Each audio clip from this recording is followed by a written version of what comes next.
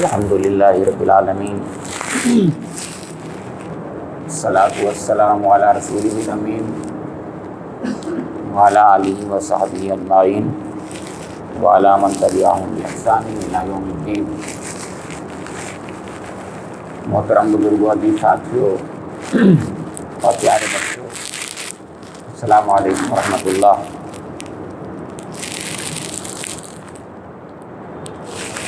اللہ رب کریم نے اپنے نبی خاتم کے ساتھیوں کو خاص طور سے منتخب فرمایا تھا۔ اس میں سے خلفائے راشدین جو قدوسی ہیں، جن کا ذکر تورات اور انجیل میں ہے، یعنی صدیوں پہلے اللہ تعالیٰ نے جن کی بشارت دے دی تھی، کسی پیشن گوئی فرما دی تھی، اس کو تاریخ کے اوراق میں کائنات کی کے صفحے پر جس طریقے سے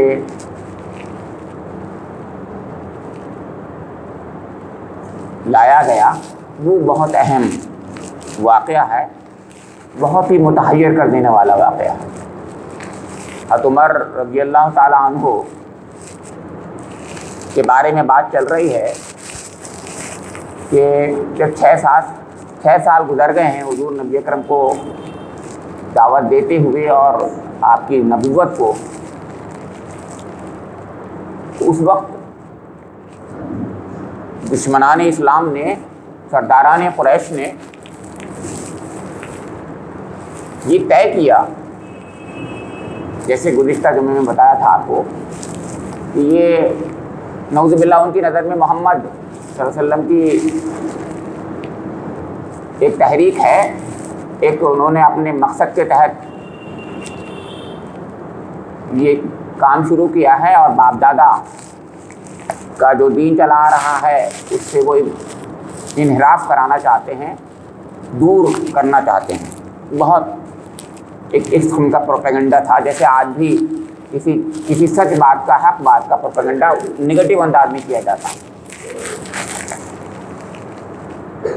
جب دیکھا کہ حضور نبی کرم کی دعوت بڑھ رہی ہے، تو لوگ جو ہیں ہلکے ہلکے دھیرے دھیرے رفتہ رفتہ اسلام قبول کر رہے ہیں، تو انہوں نے جب ٹارچر کرنا شروع کیا، دھمکانا شروع کیا، تو یہ سمجھے تھے وہ لوگ کہ دھمکانے سے، ٹارچر کرنے سے یہ لوگ باز آ جائیں گے اور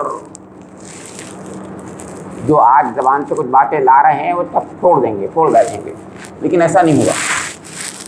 جو کلمہ پڑھ لیتا تھا لا الہ الا اللہ، جو محمد صلی اللہ علیہ وسلم کا کلمہ پڑھ لیتا تھا محمد الرسول اللہ، پھر وہ پھرتا نہیں تھا۔ تو جتنا وہ ٹارچر کرتے تھے اتنا ہی وہ زیادہ احد احد کہتا تھا۔ حضرت بلال کے بارے میں مشہور ہے بات یہ۔ تو اب وہ کیا طریقہ اختیار کریں، کیا سوچیں؟ انہوں نے پھر ایک میٹنگ کی، جیسے کہ میں نے گزشتہ دنوں کو بتایا تھا۔ اس میٹنگ میں یہ طے کیا کہ جڑ کو ہی ختم کر دیا جائے، اور جڑ محمد صلی اللہ علیہ وسلم تھے، یعنی حضور نبی کرم کے قتل کی سازش ببانگ دوہل انہوں نے کی۔ یعنی مطلب یہ ہے کہ باقاعدہ میٹنگ میں یہ کہا کہ جو محمد کو ختم کر دے گا، قتل کر دے گا، تو معاملہ ہمارا آسان ہو جائے گا، اور ہے کوئی ایسا جو قتل کر دے؟ سب کو صاف سن گیا تھا، میں نے بتایا تھا گزشتہ جمعے کو۔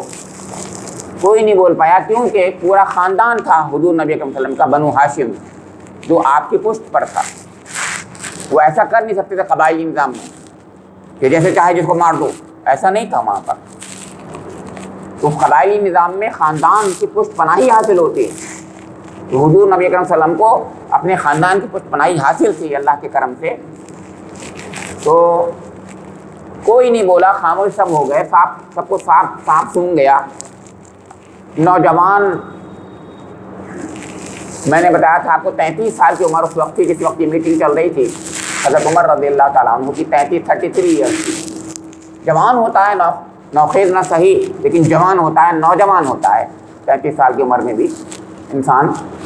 اور یہ تو بہت بڑے پہلوان تھے، یہ تو ان کی تو طاقت و قوت اور شہ سواری ہر چیز مشہور تھی.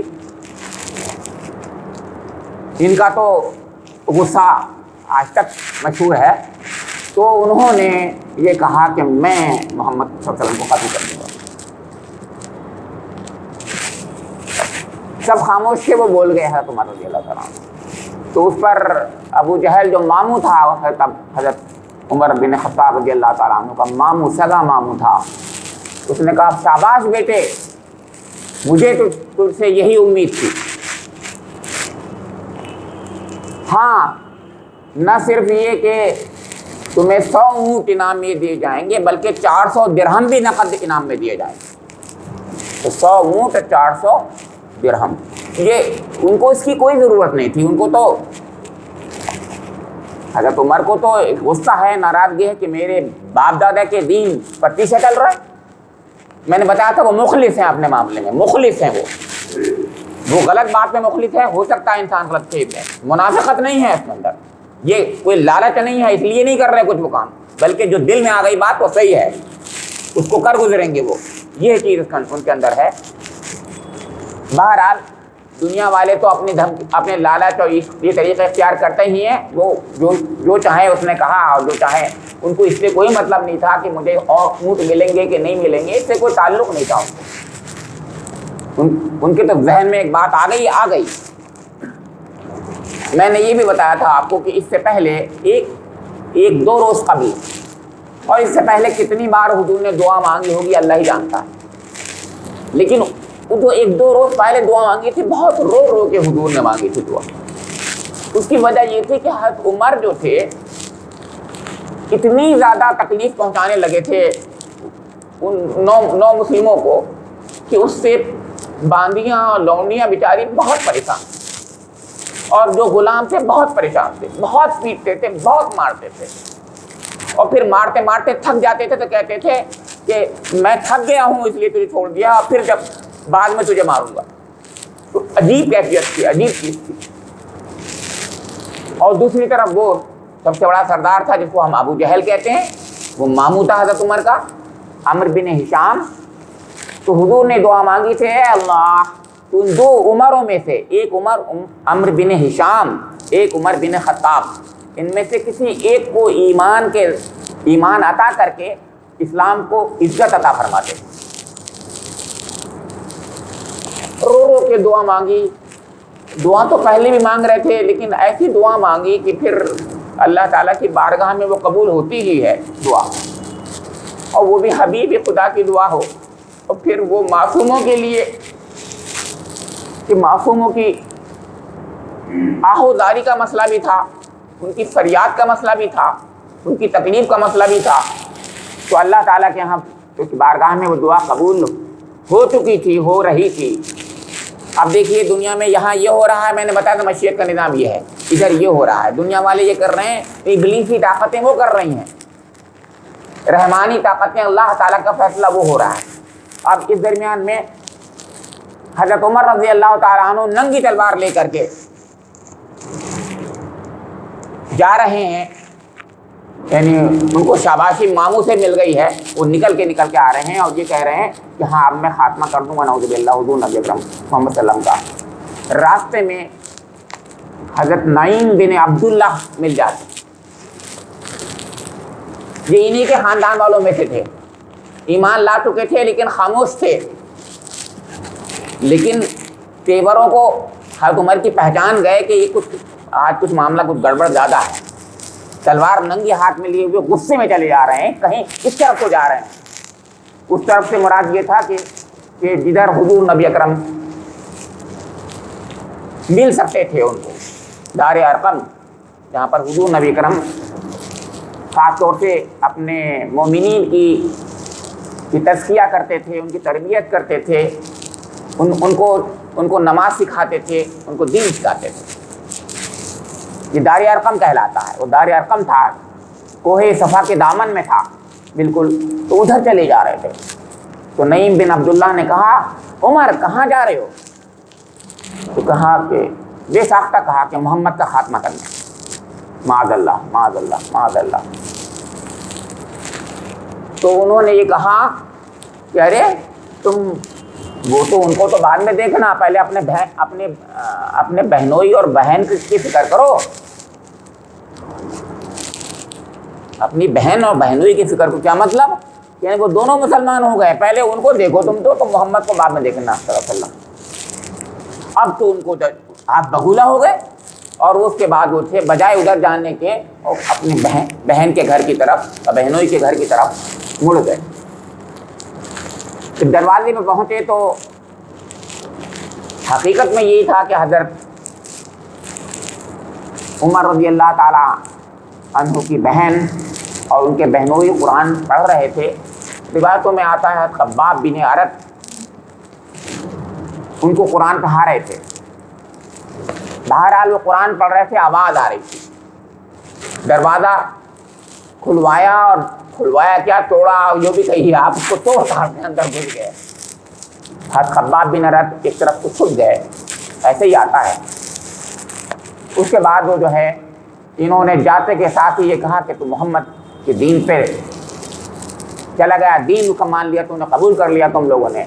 اور پہلے بہنوئی پر پل پڑے، تو بہنوئی پہ جب پل پڑے بہت مارا تو بہن آڑے آ گئے اپنے شوہر کی کہ بچاؤ کے لیے، بہن آڑے آ گئے، تو بہنوئی کو چھوڑ کے بہن کو مارنا شروع کر دیا، خوب مارا، اتنا مارا لہو لہان کر دیا۔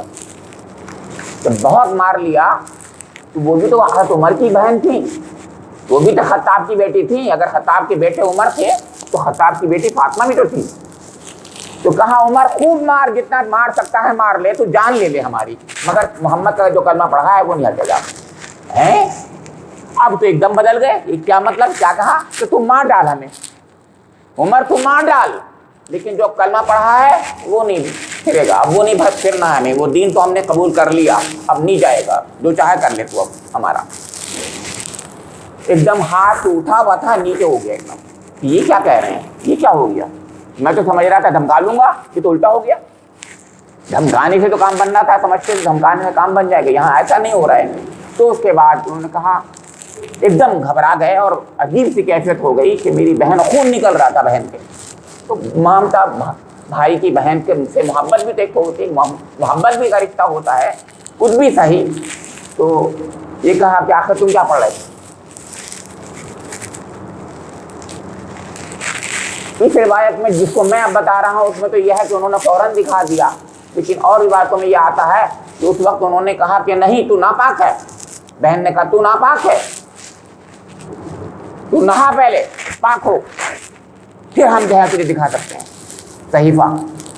تو نہائے، وہ نہانے کے بعد میں پھر ان کے سامنے صحیفہ پیش کیا گیا، طٰہٰ مَا أَنزَلْنَا عَلَيْكَ الْقُرْآنَ لِتَشْقَىٰ۔ کہا حضور کا خطاب ہے، تو ہم بھی جانتے ہیں کہ حضور کے لیے ہے، ہم نے آپ کو یہ قرآن اس لیے نازل نہیں کیا ہے کہ آپ مشقت میں پڑ جائیں، طٰہٰ مَا أَنزَلْنَا عَلَيْكَ الْقُرْآنَ لِتَشْقَىٰ، ہم نے قرآن اس لیے تھوڑی نازل کیا آپ پر کہ آپ مشقت میں پڑ جائیں۔ تنزیل، یہ تو تنزیل ہے آپ کے رب کی طرف سے، جو آسمانوں اور زمین کا اس کے درمیان میں جو کچھ ہے اس کا مالک ہے، عرش استوا کا مالک ہے، تحت الثری کا مالک ہے۔ عجیب سی کیفیت ہو گئی ہے تمہاری، عجیب سی کیفیت ہو گئی، کہتے ہیں کیا ہی پیارا کلام ہے، کیا ہی پیارا کلام ہے۔ جب یہ 2 بار کہا، 3 بار کہا، تو ایک دم حضرت خباب بن ارت نکل آئے اور یہ کہا انہوں نے کہ عمر چلو اس طرف چلو، جس نے یہ کلام نازل کیا ہے، جس شخص پر یہ کلام نازل ہوا ہے اس کے پاس چلو۔ اور میں نے یہ سنا ہے حضور نبی اکرم کو دعا کرتے ہوئے کہ حضور نے کل میرے سامنے یہ دعا کی تھی کہ اے اللہ، دونوں عمروں میں سے کسی عمر کو ایمان کی دولت نصیب فرما کر اسلام کی عزت افزائی فرما، عزت عطا فرما۔ تو مجھے لگتا ہے کہ حضور نبی اکرم کی دعا قبول ہوگی، وہی کہہ رہے ہیں اس سے۔ تو حضرت عمر کہہ رہے ہیں کہاں ہیں محمد صلی اللہ علیہ وسلم؟ تو کہنے کہ ہاں چلو میں لے چلتا ہوں۔ وہ دار ارقم کی طرف ان کو لے کے چلے۔ حضرت عمر رضی اللہ تعالیٰ عنہ کے پاس اب بھی تلوار تو وہی تھی، ننگی تلوار لیے چلے تھے وہ، اب وہ وہاں پہنچے، دروازہ کھٹکھٹایا، وہ دار ارقم جسے کہتے ہیں ہم لوگ، دروازہ کھٹکھٹایا تو حضرت حمزہ رضی اللہ تعالیٰ عنہ اس سے چند روز قبل ہی ایمان لائے تھے۔ انہوں نے، سب لوگوں نے کہا کہ یہ تو آواز دیکھا جھانک کر کے کیا عمر ہیں کہنے کی، اور ننگی تلوار بھی ہاتھ میں ہے، تو یہ تو لگتا ہے کہ بہت غلط ارادے سے آئے ہیں۔ بہت گھبرا گئے لوگ۔ تو حضرت حمزہ رضی اللہ تعالیٰ عنہ نے فرمایا کہ نہیں، آنے دو، اگر بدنیتی سے آیا ہے تو اسی کی گردن اسی تلوار سے اسی کی گردن ہوتی، اور اگر نیک ارادے سے آیا ہے تو آنے دو۔ حضور نے فرمایا نہیں، آنے دو۔ اب حضور کو اللہ تعالیٰ کہ اپنی اس دعا کی قبولیت پر بڑا اعتماد تھا، کیونکہ حق عمر نہیں آتے، وہ الگ سے کچھ کر سکتے تھے، لیکن آنے کی معنی یہ ہے کہ حضور کو یقین ہو گیا کہ میرے رب نے میری اس بندی کی دعا قبول کر لی۔ حضور نے حضرت عمر کا دامن اس طریقے سے پڑھا کہ عمر کس ارادے سے آئے ہو؟ کہا کلمہ پڑھنے آئے ہو۔ حضور کی زبان سے بے ساختہ نکلا اللہ اکبر، اور تمام جو مومنین تھے وہاں پر نعرے تکبیر سے فضا گونج اٹھی تھی وہاں پر۔ اور اس کے بعد جو ہے حضرت عمر رضی اللہ تعالیٰ عنہ نے کلمہ پڑھا، اور کلمہ پڑھنے کے بعد حضور نبی اکرم سے یہ کہا ایک دن بعد یا جب بھی ہوا، مطلب بہت جلدی کی بات ہے، ہو سکتا ہے ایک دن 2 دن کی بات ہوگی، جب تک نماز سیکھی آپ نے اس درمیان میں جو کچھ بھی کیا ہوگا۔ اور اس کے بعد یہ کہا کہ یا رسول اللہ، ہم خانہ کعبہ میں نماز کیوں نہیں پڑھتے؟ حضور نے کہا کہ تمہیں تو پتہ ہی ہے وہاں تو ہمیں کوئی برداشت ہی نہیں کرتا، اور یعنی جیسے ہی نماز پڑھنے کے لیے ہم لوگ جاتے ہیں یا پڑھتے ہیں تو سب لوگ ہمارے پاس پل پڑھتے ہیں، ایسے ہی کرتے تھے، پل پڑھتے ہیں۔ تو کہ نہیں یا رسول اللہ، اب ہم چلیں گے، دیکھیے میں پڑھوں گا اور ہم پڑھیں گے نماز، یہ کیا کرتے ہیں دیکھیں گے ہم۔ اب دیکھیے کہاں وہ حضرت عمر وہ تھے اور کہاں حضرت عمر یہ ہیں۔ اس کے بعد حضور نے کہا بہت اچھی بات ہے، حضور تو جانتے ہی تھے کہ ہاں یہ عمر ہے جو کہتا ہے کر گزرتا ہے۔ تو حضور نبی اکرم صلی اللہ علیہ وسلم اپنے مومنین کے ساتھ قافلے کی شکل میں دار ارقم سے خانہ کعبہ کی طرف روانہ ہوئے ہیں، اس حال میں کہ دائیں طرف حضرت عمر ہیں اور بائیں طرف حضرت حمزہ ہیں، اور دونوں لوگ یہ جو ہیں اپنے باقاعدہ مسلح ہیں کھڑے ہوئے، اس اسلحہ کے ساتھ میں ہیں کہ کوئی کچھ کر کے تو دیکھے ذرا سا، پھر دیکھو ہم کیا کرتے ہیں۔ کہ دونوں یعنی ہتھیار بند ہیں، دونوں ہتھیاروں کے ساتھ ہیں، ایک طرف دائیں طرف حضرت عمر ہیں اور بائیں طرف حمزہ ہیں۔ خانہ کعبہ پہنچتے ہیں، حضرت عمر بولتے ہیں، کیونکہ سب کو پتا تھا کہ یہ لوگ سب مسلمان ہو چکے ہیں، لیکن حضرت عمر کا نہیں پتہ۔ چنانچہ حضرت عمر رضی اللہ تعالیٰ عنہ نے وہاں جا کر کے سب سے پہلی بات یہ کہی کہ لوگوں سنو، دیکھو میں مسلمان ہو گیا ہوں، محمد کا کلمہ میں نے پڑھ لیا۔ محمد کا کلمہ لوگ کہتے تھے اس کو، میں نے محمد کا کلمہ پڑھ لیا ہے، کلمہ تو لا الہ الا اللہ ہی ہے، لیکن تم لوگ محمد کا کلمہ کہتے ہو تو میں پڑھ چکا ہوں۔ اور سنو، ہم یہاں نماز پڑھنے آئے ہیں، یہ بھی لفظ بولا، ہم نماز پڑھنے آئے ہیں، جس کو اپنی بیوی بیوہ کرانی ہو اور اپنے بچے یتیم کرانے ہو تو ہم سے یہاں پر کچھ بولے، ورنہ خاموش رہے۔ ایک بھی کچھ نہیں بولا۔ وہاں پر حضرت عمر رضی اللہ تعالیٰ عنہ اور باقی صحابہ کرام رضوان اللہ تعالیٰ علیہم اجمعین نے حضور کی قیادت میں باقاعدہ نماز باجماعت پڑھی۔ یہ گویا پہلی نماز باجماعت تھی جو خانہ کعبہ میں امت مسلمہ نے پڑھی ہے۔ حضرت عمر رضی اللہ تعالیٰ عنہ کے کہنے پر اور نماز پڑھنے کے بعد میں پیچھے لیا۔ اس وقت حضور نبی اکرم نے حضرت عمر رضی اللہ تعالیٰ عنہ کو فاروق کا لقب دیا۔